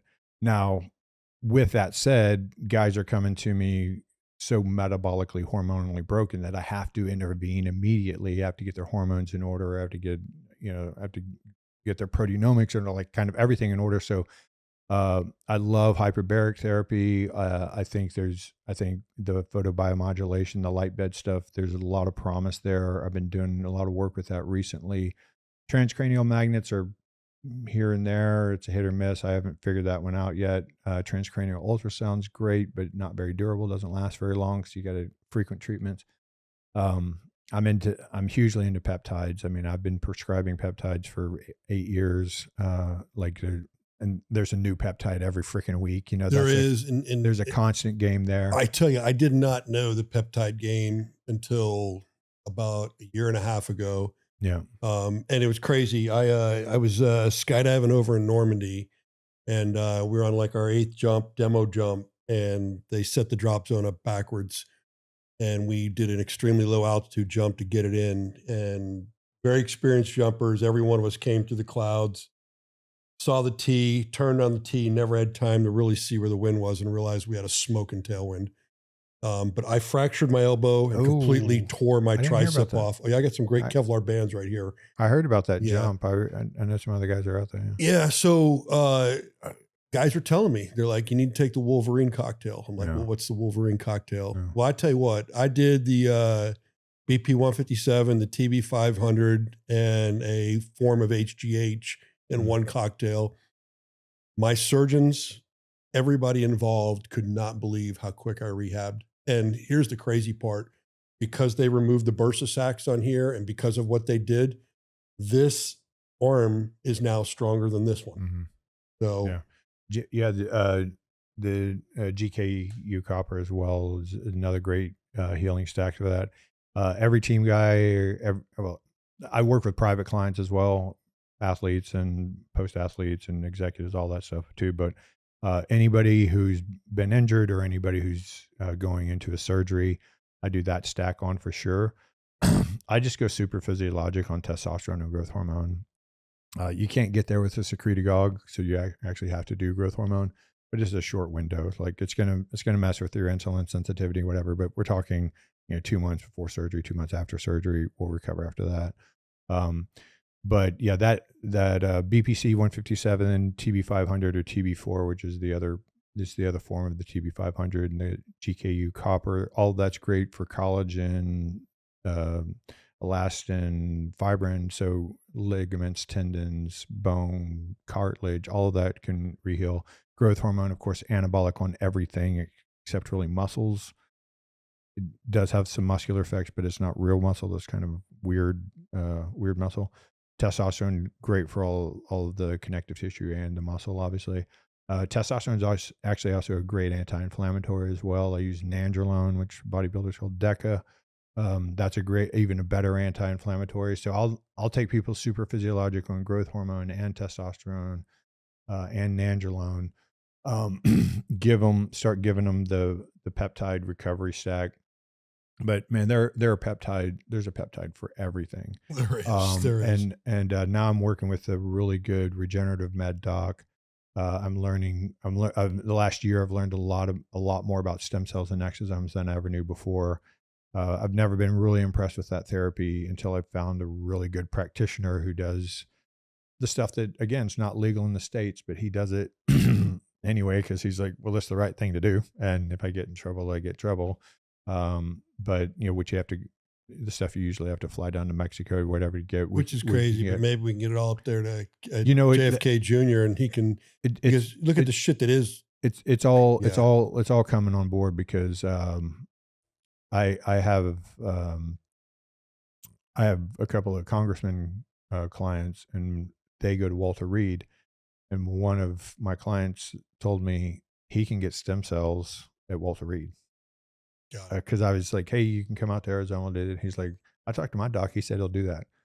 And I said, your doc will do this, and I started listening to all the specific, and he talked to us. He's like, yep, I'll do all that. I'm like, all right, well. So the laws are wonky right now. It's not technically illegal. If you're doing it, the FDA says that you have to be doing a trial. What is a trial? Well, there's some argument about exactly what that is. And if you aren't doing a trial, what they do is they send you a letter that says, stop doing this or start a trial. And so then you can just stop doing it, or you start. It's like calling an aircraft an experimental aircraft, which you can get away with. Right. And so guys are pushing the limits on it. I think all that's going to be, give that 5 years passe, like all that's going to be readily available in the United States. As far as like joint injections, if you're doing like knees and ankles and elbows and shoulders and stuff like that, you can do that. There's like 3,200 clinics in America doing that right now. When you start getting into the spinal cord, doing intrathecal, getting into the brain and stuff like that, well, that's still mainly overseas stuff. Yeah. I was very interested. Are you familiar with Warrior Health at all? Yeah. So I work with Warrior Health, and they had prescribed me nandrolone, and I'm like, isn't this like bodybuilder DECA? Yeah. And you're like, yeah, Bruno, you're going to go extremely low dose for your joints. Like it's not, you're not taking this for the muscle properties. You're taking this for your joint properties and all that. But I was surprised to hear that, because they're like, you could do it year round. Yeah. Well, I mean, so the thing that most people don't understand about all this performance enhancing stuff is, WADA has their reasons for not letting people do things, but for the most part, and especially like bodybuilders for sure, right? And I learn more from bodybuilders than I'll ever learn from any scientists, because these guys are out pushing the limits. And, there's always bodybuilders with PhDs and stuff that are smart on this stuff, right? But the difference between, HRT, as they call it in the United States, and taking steroids is the dose, right? Right. I mean, you're exactly right. And so it's like, and so what I do, what my wife and I do, like I said, we bring these guys in, we want to work on their lifestyle, but the first thing that I do is every lab metric that I can control. So I do this full lab panel on them. We test everything you could possibly think of testing. And everything I know how to control, I try to make that look like a 25 to 30-year-old man. Got it. And then from there, go do your work, right? Now we have a foundation where you're healthy enough to actually do right. So a good analogy, I could start telling you, you have brain injury, and because of your brain injury and because of your age, you have problems doing this and that. I'm going to start coaching you in all this stuff.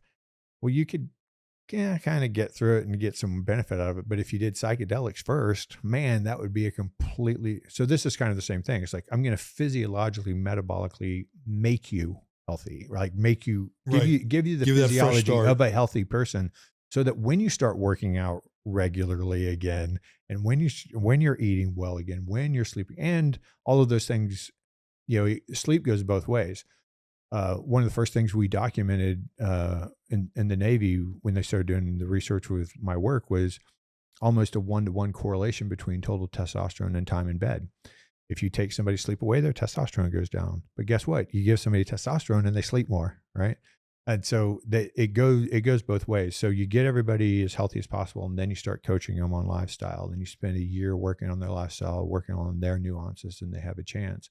And then you can add, cold plunges and saunas and light beds and, whatever kind of gadgets and vagal tone stimulators and all this. You can add all that. Again, there's the ideal, there's reality. And then in between, you figure out like what combination of stuff can you do to optimize you.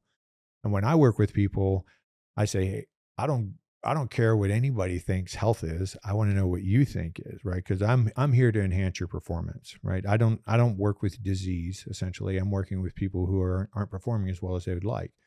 So we sit down with every piece of information we could possibly find out about you, and then we say, what are your goals for this year? And then we break those down into quarters, and we say, here's what we're going to do quarterly, and then the stuff that I can control, I make sure like we're upping the dosage of this, decreasing in that, adding this supplement, adding this peptide. There's a ton of mitochondrial stuff now that we can increase the number of mitochondria, the size of mitochondria, the function of mitochondria. That's just plain energy right there. Right. That's cognitive energy, emotional, like anything. It's your strength, that's your endurance, all of that stuff. We make you physiologically younger. We get rid of senescent cells, the older dying cells. And then every quarter we check in, we're working along the way, but every quarter, like, did we hit those goals? And we adjust. When we hit those goals, we adjust. And at the end of the year, man, guys are just ready to. Hey, this is Bruno, and you've been watching the Hot Wash by Born Primitive Tactical. Please don't forget to like and subscribe our podcast. And thanks for watching. Now back to the podcast. So one of the things I want to hit for our listeners, and anybody that's listened to me say this before, and you have prefaced almost everything you've said with this. All this stuff you're hearing the doctor say, all the stuff you've heard me say, what have I always said? Go get your labs. Yeah. And the reason being is you're hearing them talk about, we just talked about nandrolone. We just talked about BPC. But look at your labs first. Have somebody that knows what they're looking at with a full metabolic panel, read them. Don't just start self-medicating. Yeah. Because that's the biggest mistake. Oh, well, he's taking this much tea, I must need this much. Right. Yeah. So, and surprisingly, a lot of things that are good for you or bad for you at a certain point, right? That's like right. hyperbarics is one of my favorite tools, right? Hyperbarics, like if you don't know the concept behind that, every oxygen molecule in your body right now is bound to a red blood cell, right? The hemoglobin, and it exchanges in the capillaries. It can go into your tissues. Well, you're saturated at 98, 99% just sitting here breathing room air. If I put an oxygen mask on you and you breathe 100% oxygen, well, you're going to go up 1%, right, or 2% maybe, right? Right. It's not going to be any difference. When I put you in a hyperbaric chamber and you breathe 100% oxygen, I can dissolve oxygen bubbles into your plasma that can leak out anywhere in your bloodstream. It doesn't have to go through capillary beds, and I can get oxygen. I can put 2,000% more oxygen in your body than you can get sitting here on the surface. That's huge. And you can get oxygen where you don't have blood supply. And then you know what happens when you get oxygen to cells that don't have blood supply? They start releasing chemicals that say, hey, man, we're still alive. Send us some, right? And then they start growing blood vessels to them. And now you re-engage brain cells. You re-engage tissue that you haven't, that's been scarred over, that you haven't been using. All this stuff. But guess what? You do too much of that, you get oxygen toxicity. You develop all these free radicals. These free radicals are then running around and damaging all of your tissue because your oxygen's too high. Same thing with a light bed. Light bed, the red light, near infrared light, and far infrared light, they stimulate mitochondria activity, right? They actually cause your mitochondria to make more ATP. You do too much of that, though, your mitochondria makes less ATP, and it starts actually killing your ATP. And the only way to figure that out is through labs, some sort of metric. So there's ways to test people on hyperbaric chambers. There's ways to test people on the light beds. There's ways to test when saunas are working the wrong way for you. There's ways to test when cold plunges are going the wrong way for you, because they're all creating physiological stressors that you can recover from that then make you better. But if you take it too far, the difference between an injury and a workout is recovery. That's right. 100%. If you work out and you recover from it, you got a great workout. Right. But if you work out and you can't recover, you injured yourself. Right. No, I love that. Yeah. That one right there says it all. It's pretty interesting too, because there's so many gizmos and gimmicks and stuff out there where you've got people red lighting, you've got everybody's doing all these cool things, but what are they not doing? They're still not eating right. They're still not sleeping. They're not doing the core. Right. So, and I tell people all the time, all of that stuff. Now, the only exception I would say is with guys who we know have significant brain injury, and I think PTSD is really brain injury. I think PTSD is the symptoms of chronic brain injury, is what I think. But with the exception of using psychedelics, kind of first, right? Everything else, I say lifestyle is 90%, 95%. All of those other gizmos and gadgets and supplements and even peptides, like those are all, that's the 5%, the tweak. Maybe 10%. It's the tweak. Right? Like that's getting you there. But if the lifestyle's off, it just doesn't matter. Now, the other thing that I always tell people too, that can be demotivating to people, because they're like, man, there's no way. I know what I need to do. I know what my life's really like. I know my life responsibilities. There's no way I'm actually going to hit that. We still do the best you can. And actually, ideal is actually Pareto distribution, right? It's the 80-20 rule, right? If you do 80% right 80% of the time, you're in the top tier, man. Like you're in the top tier. You can do better, but you don't need to do any better than that. Like that is primo health. And the whole idea of all of that is, I'd say the majority of sleep lectures I give, I'm sleep deprived when I'm giving them, because I'm flying across the country and staying in a hotel and getting up early Strange and going bed. to, right? Yep. No, you're right. And so it's like, but the whole idea of being healthy is that I can handle that. Right. But that's 20% of the time max, right? Most, like 80% of the nights I go to bed at the exact same time, wake up at the exact same time, do my workouts at the same time. I almost eat the same damn food 80% of the time too. But so it's like my lifestyle's on 80% of the time, so that the 20% of the time that it's off, I'm resilient enough to handle that. Right. That's the whole point of health, right? It's not to have 6-pack abs and look good with your shirt off, man. I mean, like that's an advantage. Like there's some upside to that. But the idea is to be resilient, to be able to handle stressors, to be able to handle disease, to be able to handle injury, to be able to handle sleep deprivation, to be able to handle poor nutrition. You get stuck somewhere and you're eating out of a freaking vending machine for a couple of days when you're in some third world country waiting for a flight or something, whatever. You can handle it, which is why I'm not a big fan of these really super strict diets where it's like as soon as you get off that diet, you're going to have uncompromising, diarrhea and like I'll tell you bloating and all kinds of the one stuff. thing you mentioned, and people that know me know this. I basically was called out one time because I was at a bodybuilding competition, and somebody was judging it, and the men walked out, and I said I could do better than this, and that person was like, "Put your money where your mouth is." Yeah. So I spent 2.5 years transforming myself. Yeah. I am not a bodybuilder. I'm an athlete. Yeah. I got my IFBB Pro card, which is the highest level there is you can get. I will tell you that when I got on stage, I was the most unhealthy person I've ever been in my life. I still hold the record at VHP for their DEXA, lowest body fat. Yeah. And I was shit. Yeah. I had basically taken everything, my energy levels, everything in the world to be pretty on stage and fucked on performance. That is the bodybuilding world. That is the bodybuilding world. And I quickly learned that is the most unhealthy sport, but the most aesthetically pleasing. Yeah. And I'll never go back to it. It's just a lifestyle that is, and oh, by the way, if you really pay attention, look how many male, now I believe it's because of what they're putting in their body, but look how many male bodybuilders are dying in their 40s and 50s. Yeah. But we know why. It's a terrible, I mean, I struggle to call it a sport because it seems like if that's a sport, then runway modeling should be a sport, because it's kind of the same thing, abusing your body to look a certain way on stage for aesthetic pleasing. But I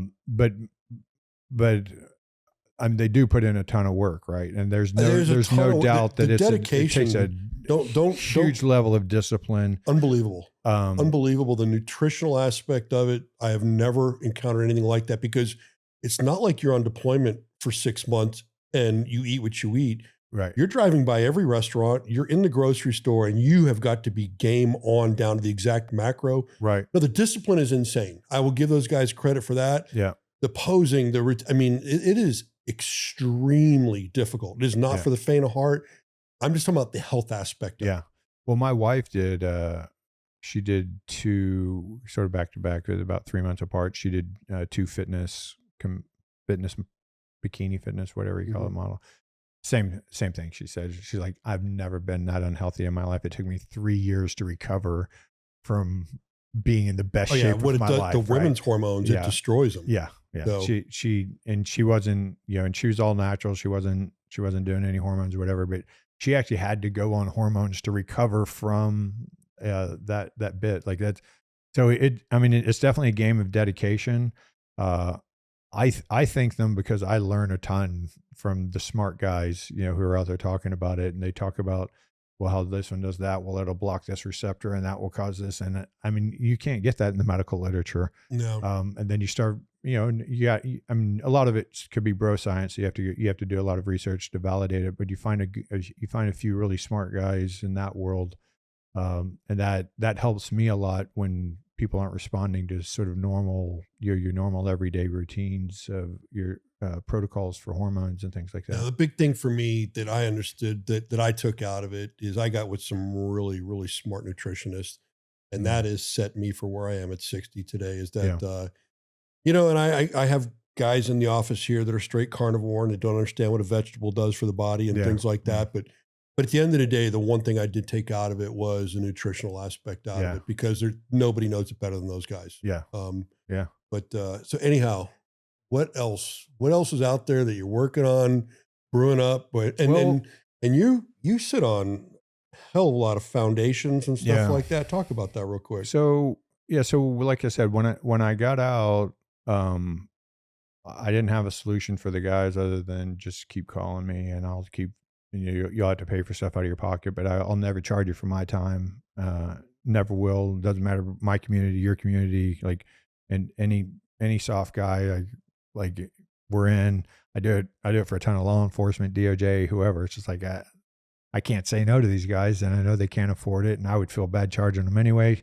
But they had to pay for their own meds, and then slowly foundations started paying for a little bit. Like, well, these guys would pay for that, and this guy's. And so I just started working with these foundations, and they'd be like, why don't you be on our advisory board?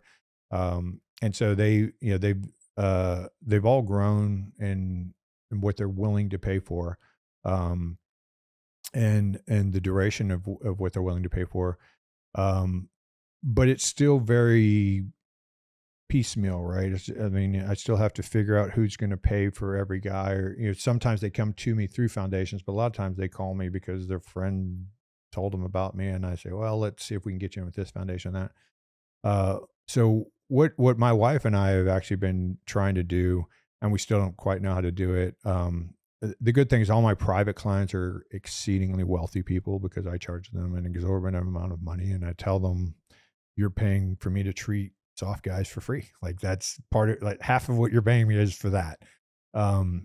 But what we want to do, it's sort of a combination of what very similar to what a lot of people are doing, but we want to have a ranch, that has the ranges and has cattle and horses and stuff for guys to come and decompress and do that stuff. But we want to have all of our medical treatment stuff there, so you can come and be there as long as you need to be there, right? Right. So but maybe you need to be there for 2 months, and maybe we need to do hyperbarics on you for 2 months, and maybe you need to do stem cells, and we need to work on your nutrition. We need to work on your fitness. And like, I'd love to have like Ollie design some kind of program there for like that fitness component of, things like that. And what we basically want it to be, who Mike Day is. Mm-hmm. Yeah. So, I worked with Mike Day when he first got out. And he's in pretty bad shape. And, last time I saw him, he was like 10-year-old kid. He was happy. He's bubbly. He had a new girlfriend. Everything was great. Just coincidentally, he suicided on my birthday. And I remember just thinking about it. I was like, man, how, like, he was doing so well. And what I thought, and this is purely my speculation, but what I thought is, I know him well enough, and I've seen it with other guys. He didn't want to make the call again, right? He'd called twice. He'd gotten help twice, and he just felt like, I let all the guys down, Got it. And I was like, well, what if you had a place where you just showed up? Yeah, you didn't even have to admit anything, right? You just said, I'm just here. I'm checking like, hey, in. dude, I'm coming to shoot. Hotel California. I'm coming to go to the range. Yep. Like, have a little stewardship to be like, hey, man, we bring some rich guys by. They want to train with some special forces snipers, whatever. Like, you can give back to the ranch by doing some of that. But you can just come up. Where are you going to put this? Where are you going to do it? Texas. Where? The ranch I really want is in Lampasas, which is about an hour north of Austin. I figured it probably needs to be within about an hour and a half or so of an airport. I'm going to be so close there next week. You know where Burnett, Texas is? Oh, I know where Burnett is. I'm going to be there for I got married in Burnett, Texas. There you go. Yeah. I'm going to be there for the Tactical Games National Championship this coming weekend. Okay. Yeah. So, I lived in Spicewood up until I just moved to Arizona. That is a beautiful area, by the way. So I just moved to Scottsdale in July for just to start up. And I was there last week. And I'm going right back. Yeah, I think I heard that. We were there out at, we work so closely with Dylan Arrow and their range, and we stay out there. But no, I tell you what, if you do that, we need to know about it, and we're going to help promote it, because that's the one thing that Bear and I are big on is, and the whole company, all of Born Primitive is really the silent killer of our guys. Yeah. And the biggest thing, I'm going to tell you, I'm one of them. I'm going to have a hard time walking in a room and telling you I have a problem. Right. I'm just going to fucking suppress it. Right. And it's the, the last couple of guys I know that we've lost, all of us said, no way that guy. All of us said, no way that guy. So, the last guy in my community just lost a few months ago was my class leader in Buds. Former CO of Damn Neck. Yep. And I was like, come on, man. Like, at that age, surely he's past it, right? I would have thought, and it's not just that, man. I mean, how many guys in our world get out with kind of this view that I'm going to get my retirement in my little hunting cabin, and I'm going to drink and go duck hunting, and I'm going to be dead in 10 years. Yeah. Right. Like, you're right. Right. And that's such a comment. Like, they don't say that out loud, but you ask a few questions, and that's kind of the plan. That's what they're thinking. Yeah. It's just like, I'm so broken, and like, I'm not going to go sit in a cubicle and compete on some new job. I don't have my energy. I don't feel good enough to do any of that stuff. And I think it's a tragedy, because I think the soft community is a national treasure. The retired community. Agreed. Right? It's a national treasure. And if you could organize that and you could keep those guys healthy, that's at least as powerful as our military, man. Because the guys, like the guys in our community can do anything. They can do anything, but they need to be healthy enough. They need to feel the brotherhood. They need to feel the brotherhood. They've got to feel community. They need some connection. They need to have a place to go. They need, that's why I love SFF's app, right? That app they have, that's the best organizer I've seen so far. It's like, when all that flooding happened in Texas, which is right behind my house, actually, in Texas. I think we had 35 team guys down there helping people out. There was no lead on that. There was no organization. That was all completely organic, just through that app. Like, hey man, I'm going up there to check this out. Anybody have a skiff? Anybody have a bucket load? Anybody have like whatever? Like and all of a sudden it's just guys rotating, and it wasn't just 35 guys down there. It's like 35 guys continuously because there were dudes rotating in and out, and they're out there just doing everything, just completely self-organized. And we could do that on a broader scale. And I think, I mean, there's no limit to what we could do. I mean, you could affect politics. You could, you could, have guys running around registering people to vote, for Christ's sake. You could have, you could have people building homes. I mean, there's so many things, starting companies, organizing. You just think about all the entrepreneurship in our communities.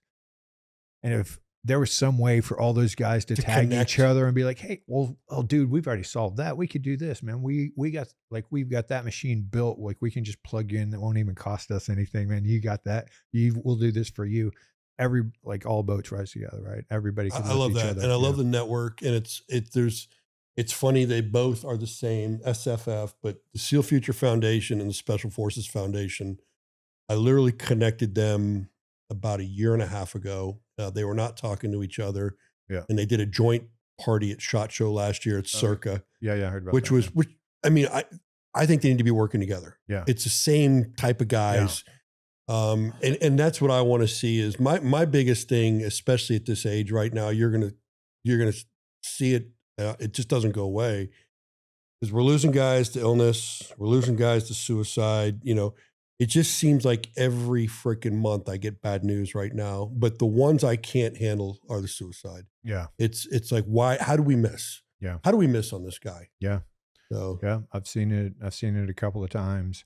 And a couple of times it's been guys that I've already worked with, that were great for a year, 2 years, 3 years, 4 years, something twist, and they, get out of hand again.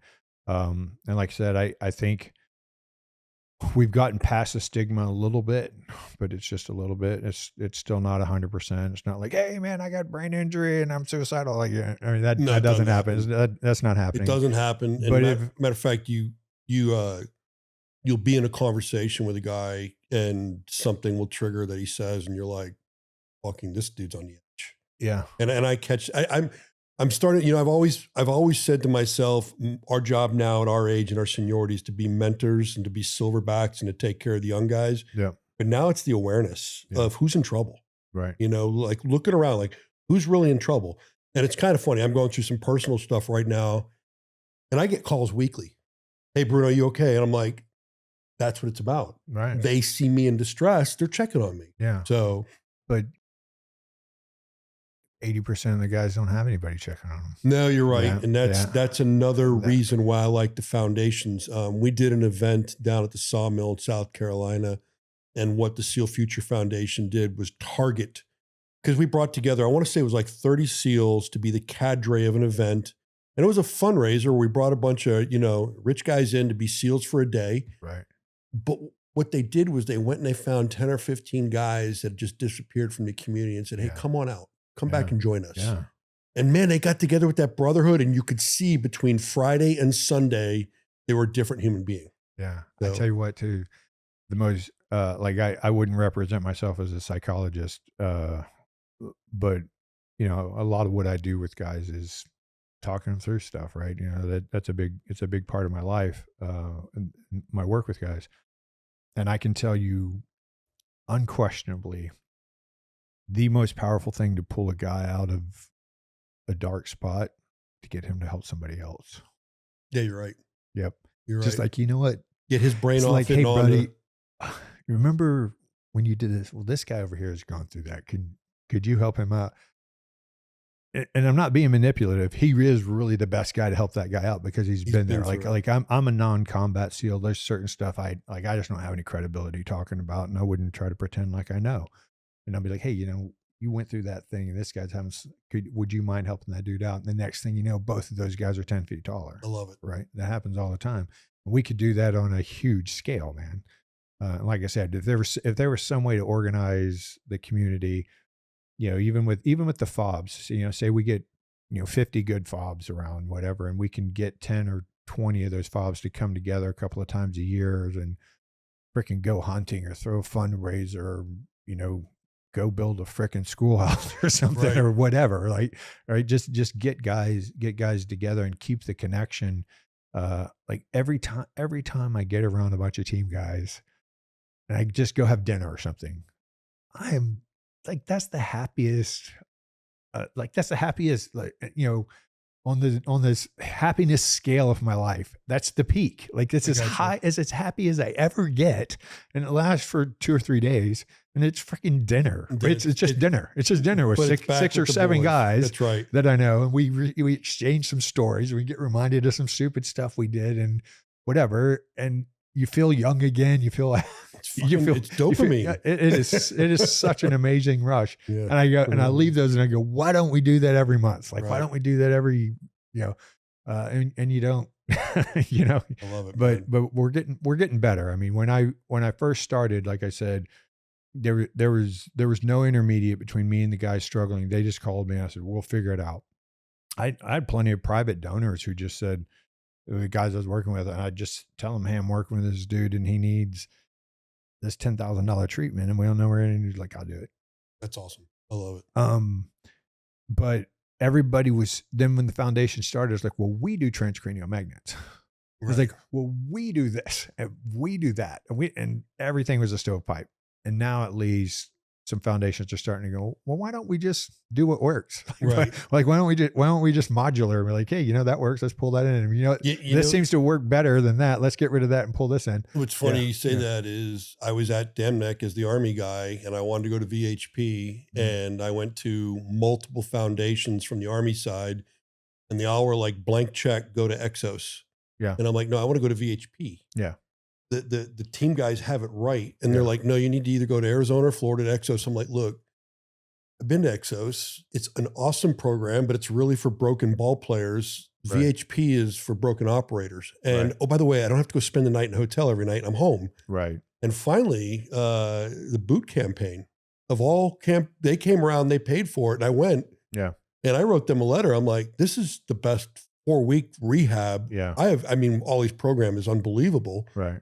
And now they're sending people through. We just got last month the first Night Stalker from the Night Stalker Foundation through, which is huge because when that W5 goes back to 4th Battalion as a different man, maybe we can start getting guys through. Right. But you're right. I mean, it's first of all the brotherhood. You can't top it, right? You can't. Yeah. I mean, I honestly think. I don't care what you did. You say I'm a non-combat SEAL, but let me tell you something. When you're fucking rolling out, whether it's in a helo, in a parachute, whatever, and you're looking around and you're with the guys, no place else is better. Yeah. You're like, this is it, right? This is what we were built for. Yeah. So. Yeah, we had my 30-year Buds class reunion in January. Just so happened, exactly 200 classes later was graduating the same day we graduated in January, 30 years later. And SFF threw in some money for our dinner and we had a great time, but man, it was just, all of a sudden I was 20 years old again, man. For 3 or 4 days, I was. You're lighting up right now talking about it. I was 20 years old again. It's like, oh, you start remembering all these stupid stories, and like it just, man, everything was great. We went back to Buds, and then we went and checked out that new compound they have down there in IB, which is insane, like a college campus or something. Right. We had Quonset huts, the little steel buildings with the prison lockers. It was a totally different world when I was in them. But we're different men then too. Yeah, and I tell you right now, the one thing I always say about the modern operator, you may not be as hard or a Viking at heart, but goddamn, you're a lot smarter. Way smarter. Way smarter. Today's guys with the technology and the stuff. Yeah. I mean, it's a different game. Yeah, it is a totally different game. And the technological advancement, the ability to communicate, it's insane. Like I go to the range with guys who've been out for 5 years, whatever. I don't even know what the hell that is. I don't even know what all that stuff is you're wearing or what's on your gun. The way it's progressing right now. It's crazy to me. Anybody that's been out more than 2 years. You're a dinosaur, man. Well, not a dinosaur, but you're definitely going, what's that? Yeah. What are you talking about? Like, what is that? What do you mean? What is that? It's just, but that's the speed of it. And I told, I just got my first optic like 2 years ago on a staccato. I was like, oh, I'll try that. Oh man, like kind of wherever that dot is, it goes. You just shoot, right? Like this my gun all of a sudden has ESP. It's like wherever I look, all of a sudden it's hitting it. Yeah, I love it, man. Yeah. So for our audience, I mean, we've covered some really awesome ground. Any closing thoughts? Man, my closing thought for our guys is always, you know, you don't have to be broken to need to get better, right? To want to get better. Don't let it get to the point where you can't ask for help anymore, right? Just seek out guys in the community, because it's good for your long-term health, whether you're struggling or you're going to help the guy who's struggling, right? We need everybody involved. And we come from a tough community that we don't want to admit to any deficits, or any problems or any struggles. But man, how much struggling did we go through together, man? Like that was our whole life was struggle, and just recognize that the struggle never ends. It's just a different struggle now, and we need every hand. We need all hands on deck, buddy. Right? We need everybody involved. Whether you're going to be the guy helping somebody else, or you're the guy who needs help, and sometimes you don't know which guy you are. I agree, man. Yeah. Great words. The one thing I try and tell guys all the time is we're not on the no-fail mission anymore. Asking for help is not failing. Oh no. So, not asking for help is what leads to all the failures. That's right. And the ultimate failure that you can't recover from. That's right. Yeah. I tell you what, I love when somebody comes on a podcast and I learn, and I've learned a lot. Yeah.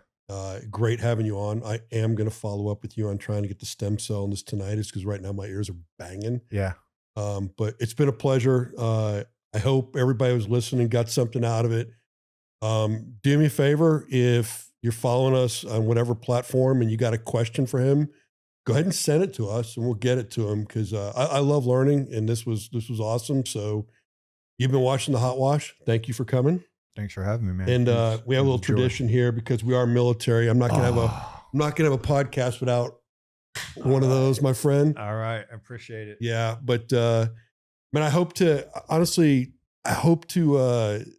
do some of this stuff we've talked about and get you back on here in 6 months or so and talk about what I learned. Yeah. So, well, I'd love to. Like I said, I looked into your organization for about 3 minutes, and I was like, yep, we're going. Oh yeah, I'll do it. If I were a smarter businessman, I'd be able to afford all my dreams on my own, and I'd just be able to fund this ranch myself. But this is my passion. I feel like I learn as much as I learned in medical school every year right now, because everything's just changing so fast, and there's so much crap out there you have to decipher through, and all this, and the needs of the community, drive it. And if there's anything that I can do to help, any military, defense, first responders, law enforcement, any of that stuff, like if I can swing it, I'll do it, man. No, we know that. I mean, you're the tip of the spear on SEAL/operator syndrome, plant medicine, all these things that were a taboo that you brought into the community. So we absolutely love what you're doing, what you have done. And if we can help with the ranch, we got a lot of business partners out there. So let's do it. All right, man. All right. So everybody, thanks for watching the Hot Wash. Great episode. This is one of those ones I'll probably watch 2 or 3 times to absorb, but have a good day.